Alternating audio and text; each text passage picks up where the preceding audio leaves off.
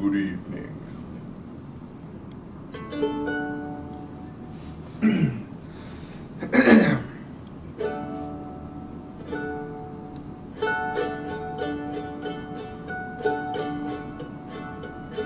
Little Joe the Wrangler will wrangle nevermore. His days of the roundup they are over. Was a year ago last April when he rode into our camp. Just a little Texas stray and nothing more. Was late in the evening when he rode into our camp on a little Texas pony he called Chaw. With his broken shoes and overalls, a tougher looking kid you never in your life before had saw. His saddle was a Texas cat built many years ago, an OK spur from 1 foot lightly swung, with his pack rolled in a cotton sack so loosely tied behind, and a canteen from his saddle horn was slung. He said he had to leave his home, his pa had married twice, and his new ma whipped him every day or two. So we saddled up old Chaw one night and lit a shop this way.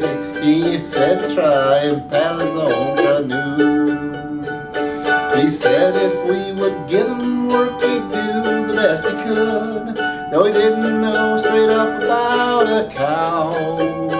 So the boss he cut him out a mountain, kindly put him on. He sorta liked this little kid somehow. He learned to wrangle horses and learned to know them all, and get them in by daybreak if he could. And to trail the old chuck wagon and always hitch the team and help the cookie even rustle wood. We had hardly reached the Pecos, the weather it was fine. We were camped down on the south side in the draw, when a northern commenced blowing and we doubled up the guard. It took every one of us to hold him in. Little Joe the Wrangler was called out with the rest. Scarcely had the little fella reached the herd, when the cattle they stampeded like a hailstorm on they fled, and everyone was riding for the lead. Amidst the streaks of lightning there was one horse up ahead, trying to catch the leader in his speed. It was little Joe the Wrangler with a slicker over his head. He was riding old Blue Rocket in the lead. We finally got him milling and kinda settled down, and the extra dollar back to the wagon went.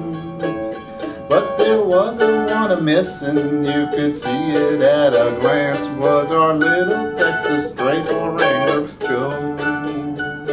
Next morning, just at daybreak, we found Rockefeller in a washout 20 feet below. Beneath his horse, his life was gone, his spur had rung its knell.